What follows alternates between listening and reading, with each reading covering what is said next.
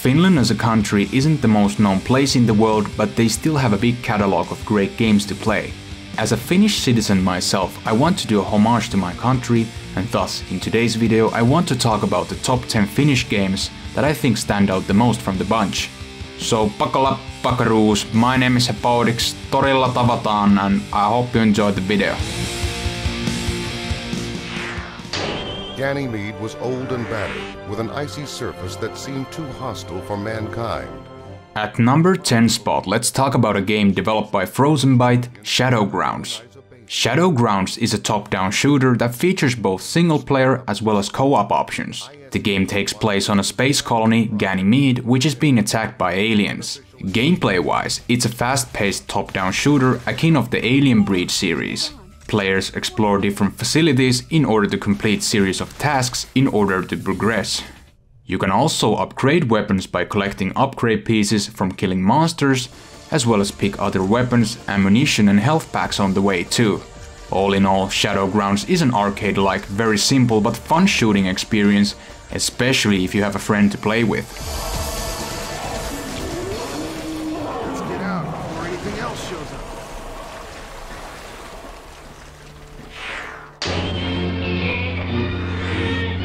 Moving to the number 9 spot, we have My Summer Car, developed by Finnish Games. According to Steam page information, this game is still on early access, but it's expected to come out no later than the end of 2020, so I'll let it pass, because it's a very known Finnish game. My Summer Car is set in rural areas of Finland during the summer of 1995, and your goal is to restore and upgrade the character's dad's dilapidated car, Satsuma AMP, that is modeled after the Datsun 100A. In this open-world survival game, you need to build this car from the ground up.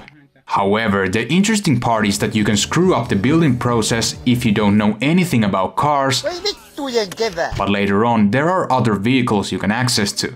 You also need to earn money in order to get parts for your vehicle by doing various tasks, such as making bootleg-like wine called Kilju to sell it to alcoholic neighbor, drive people from place to place, deliver firewood on a tractor-pulled trailer, and many other things.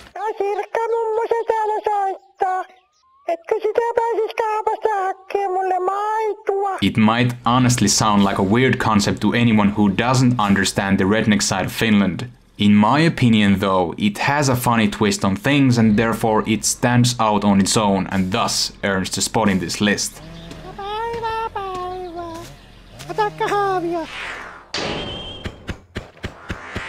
Next at number 8 spot, we have an action-adventure roguelite game called Noita, which translates to witch in English, developed by Nolla Games. You play as the witch that can create and cast spells in order to defeat enemies, which are named after Finnish mythological creatures such as Hiisi and Ikutorso. The levels are procedurally generated 2D worlds where every pixel is physically simulated, which means that every gameplay experience is unique. Noita also features pixel art graphics as well as permadeath system where you have to start over if you meet your doom. It's a fun experience overall and anyone who remembers a Finnish game called Liero will like this one too because it's heavily inspired by that game.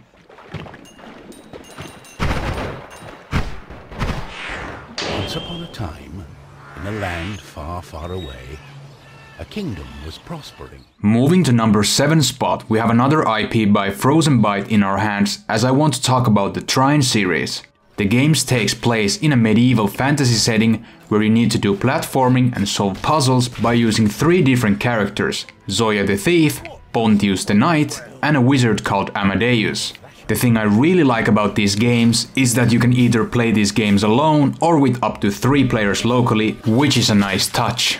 The whole Trine series as a whole is great as the first, second and fourth entries uses 2D perspective, while Trine 3 is fully 3D. The reason Trine 4 changed back to side-scrolling is that the third entry ended up being too ambitious for the developer team due to change from 2D to 3D, thus getting some backlash, but I still think the Trine games are fun experiences even to this day.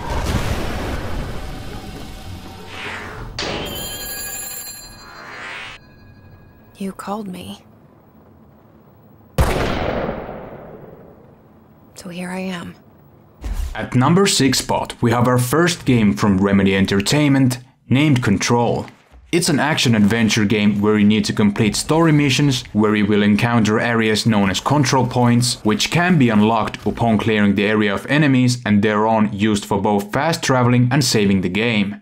Control is built into Metroidvania format as it includes a large world map that can be explored at non-linear pace, which is a great touch because it breaks the linearity most similar types of games have. The game's protagonist, Jesse Faden, also gains improvements over time, such as skill points which can be used to improve psychokinetic powers, such as projectile launching debris at enemies, or seizing control of enemies' minds temporarily to turn them into her allies.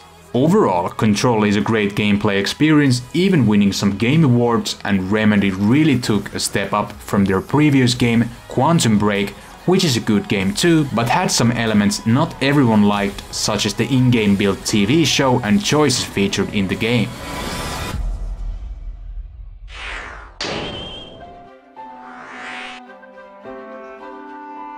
For number 5 spot, let's talk about a famous sandbox game made by Colossal Order, Cities Skylines. It's a city building game with open-ended gameplay as you can construct cities and other variables, such as transportation options. When you start the game, you get smaller area to build things, but it expands very well as you will unlock new city improvements to add into your city, such as schools, fire stations, healthcare facilities and many other variables, which is really important for a sandbox type of game to have a lot of tools to work with. All in all, Cities Skylines is very well received by critics and fans alike and is really enjoyable experience if you're looking for a sandbox type of game featuring city building and organizing different things.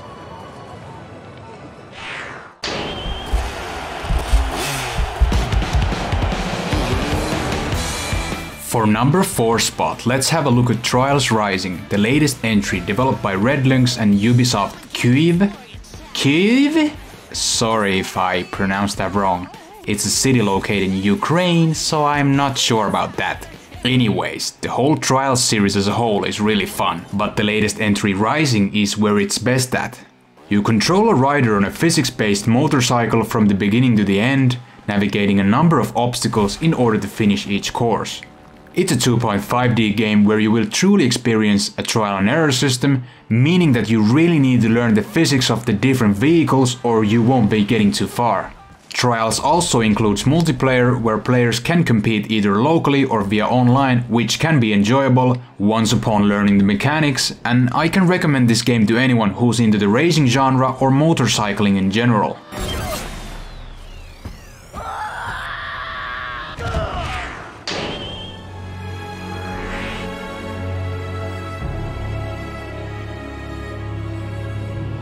At number 3 spot, we have another great game from Remedy Entertainment called Alan Wake. Alan Wake is an action-adventure game where the protagonist Alan is a best-selling crime fiction author suffering from a 2-year stretch of writer's block, and he, alongside his wife, decides to head to the small mountain town of Bright Falls, Washington for a short vacation. Go stand next to that old gentleman there. I want a shot of you with the town in the background. Sure. Things will get a darker tone very soon as the graphics, tone and mood sets it straight as Alan navigates through areas where darkness is taking over, as you feel very isolated when proceeding to investigate places like forests, the town and different buildings. Alongside some weaponry, the flashlight plays a big part as it helps you to defeat enemies as well as explore hidden areas for you to discover.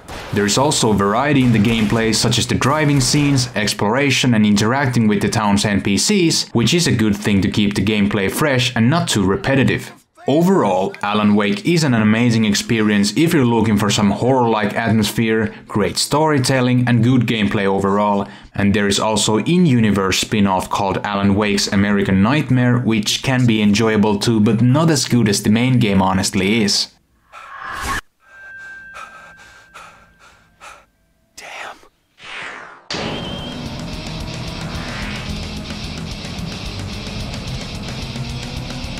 For number 2 spot, let's talk about a series of action demolition derby racing video games, Flatout 1 and 2.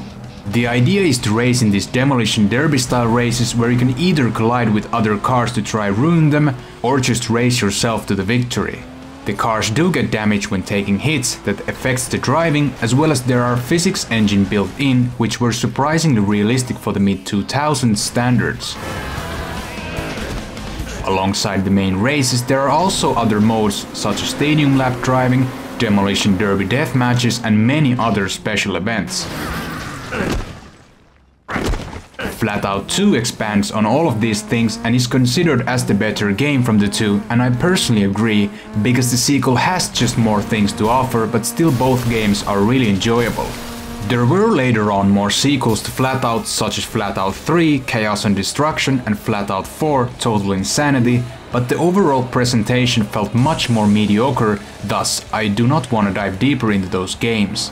However, there is a spiritual successor to Flatout games made in 2018 by THQ Nordic, a company who acquired 90% stake from Bugbear Company, the same developer that did Flatout 1 and 2, called Wreckfest, which has received generally favorable reviews, and it's nice to see this older franchise to get rebooted in a way or another for newer consumers to try out.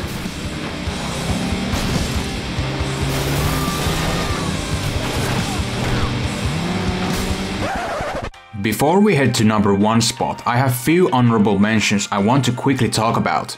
I am mentioning them here because these two are mostly known as mobile games, but despite that they are very successful IPs, so if I didn't mention them here, that would be kind of awkward. I am referring to the Angry Birds series and Clash of Clans series. Angry Birds is an action-based franchise created by Rovio Entertainment, where the idea is for the multicolored birds to save their eggs from green-colored pigs. That's been inspired by the game called Crush the Castle.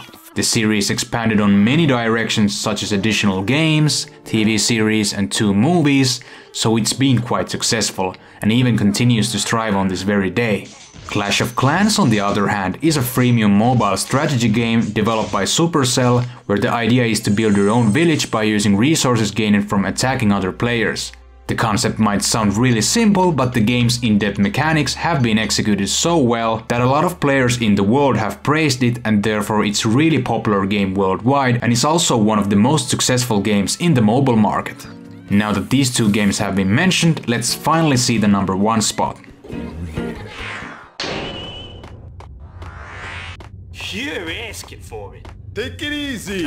At the top spot we have none other than the Max Payne 1 and 2 games. Please note that Max Payne 3's development was shifted to Rockstar Studios, so that cannot be considered as a Finnish game, but Rockstar did an amazing job with the Max Payne IP nevertheless.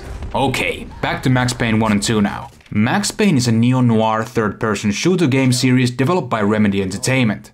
I didn't like the way the show started. They'd give me the best seat in the house. Front row center. In the first game, renegade DEA agent and former NIPD officer Max Payne has a mission to hunt down the responsibles who murdered Max's wife and child, as well as framed him for the murder of his partner, Alex Balder. Michelle! The atmosphere is really dark and sinister and fits the plot really well, and you uncover new allies and great twists further down in the storyline. Alongside the great story and gameplay, the combat also features the bullet time mechanic, where time slows down when performing an action, which the games are really known for. Max Payne 2, The Fall of Max Payne, is set on 2 years after the events of the first game. It expands on the whole storyline really well as you meet new characters on the way, the most notable being Mona, who plays a big part on the sequel. It also features more great action sequences, story twists and much more. I really hate to spoil anything if you haven't experienced these games yourself, but the whole Max Payne series as a whole is a really thrilling experience if you're looking for something truly dark, sinister and overall excellent storytelling to be told.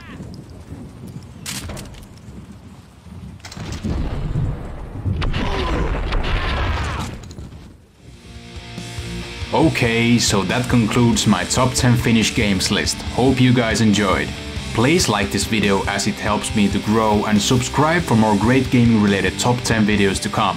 Your top 10 ideas and any sort of feedback are very welcome at the comment section below, as well as let me know your favorite Finnish game. That's it for this time, thanks for watching, my name is Hepodix and have a nice day.